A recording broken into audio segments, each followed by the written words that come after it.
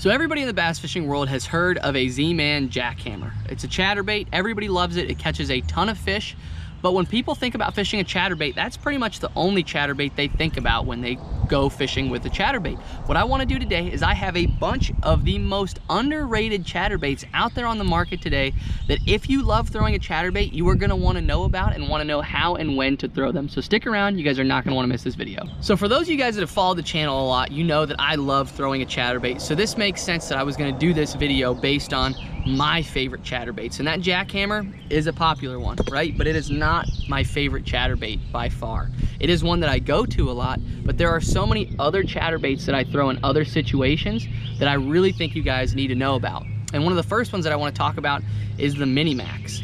That is the Z-Man Minimax. All of these are going to be Z-Man chatterbaits. And the cool part about it is how small that bait actually is. If you look at the blade comparison and the body comparison. And this is one of my favorite chatterbaits for river system fishing, when I'm fishing around the shad spawn, or just if I'm fishing a chatterbait in general and all of a sudden the bite slows down. Say you're in a popular area, which we all know this time of year happens, those big grass flats where everybody likes to fish, everybody out there is throwing your full-size stereotypical chatterbaits. Well, what you can do is go behind those guys with a smaller chatterbait like this Minimax. It's got a smaller blade, they make it all the colors, and what I love about it is they make it all the way up to a ½ ounce. So you can still throw this bait in the same places you would throw a jackhammer and get more bites because of it. It's one thing that I absolutely love about this bait. I also love it for throwing it in places where the fish aren't necessarily giant. So I love throwing it around spotted bass and smallmouth and smaller largemouth. That can be your river systems that are tougher. That can be your lakes that have just smaller average size fish. You know, if you're going to a fishery where 12 pounds is a bag, that's where I really like to break out this type of bait because I can catch bigger than average size fish for that body of water, even though that might only be a 2.5 pounder. It doesn't scare them away with a full-size chatterbait. It is a perfect bite-sized meal. And again, they make that Minimax in black and blue, they make it in Firecraw, they make it in green pumpkin, they make it in all different colors and weights.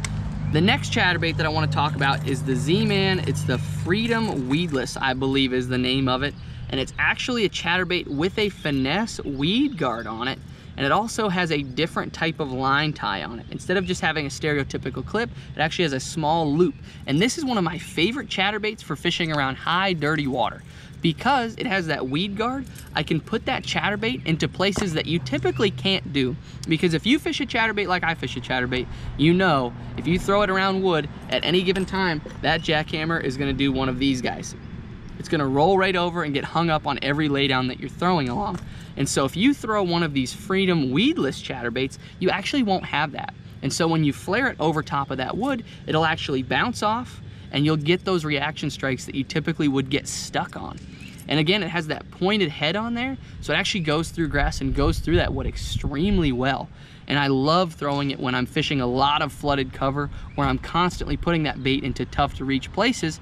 And they make that in a white. This is their version of a green pumpkin. It's kind of that weird skirt on there, but you can put your own on it obviously. And they make it in a black and blue, and they make it again in a 3/8 and a ½ ounce. And so when I'm fishing in places that I'm putting that bait where I probably shouldn't, that's when I go to that weedless chatterbait. Another one of the off-the-wall chatterbaits that I want to talk about is the big blade. This is a bait that pretty much has gone under the radar for most people because it has such a huge thump, but it's one of my favorite baits to throw on the first couple warming trends of the year when you have high dirty water or when you're fishing a chatterbait in a crowd, because it basically just puts off bigger thump than the rest of the chatterbaits that are out there. And so a lot of times what you get is you get a bigger bite because of that.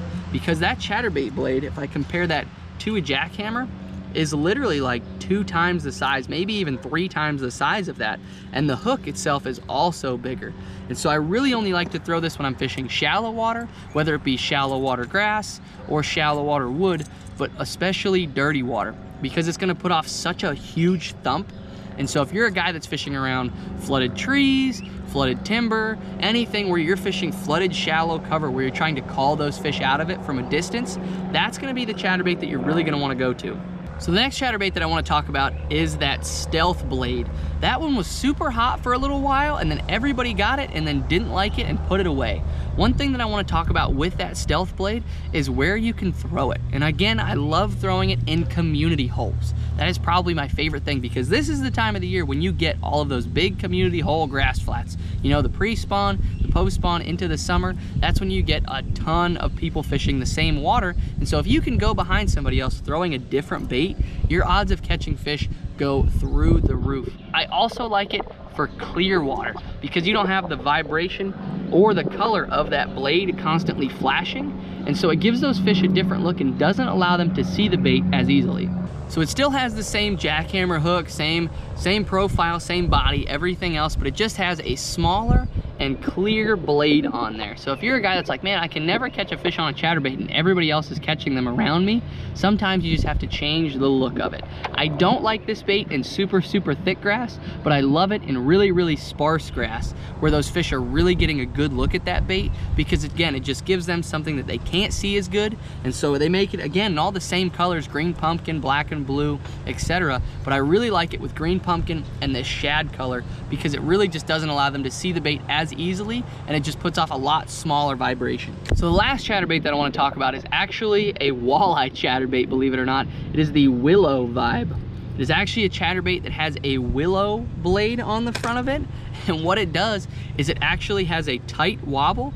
And so what I like to do with this bait is I love to put swim baits on the back of this bait. It has a lot finer wire hook and it fishes a lot slower, and so I like throwing it when that water's cooler. So you northern guys, this is right up your alley, and I love bouncing it off the bottom as I'm slow reeling that chatterbait because it has those natural eyes on there, it has that natural head, and it just gives a big vibration but without giving a big vibration, if that makes sense. It's not like a big blade where it's having this huge wide thump, but it's giving a tighter but slower thump on it. And so when you pair that with a swim bait, it gives it a super natural action, and it's honestly something that those fish have not seen in the industry at all as far as bass fishermen go, because walleye fishermen are really the only people I know that have picked this up, maybe even some red fishermen. But it's just a different chatterbait that most people have never seen before, as well as the bass. So for this, I really like throwing it in clean water. I like throwing it around current, and I like throwing it when those fish are a little bit deeper and I have to slow down, because it just, this paired with that swim bait gives it a nice thump, gives it a nice clean look because there's no skirt on there,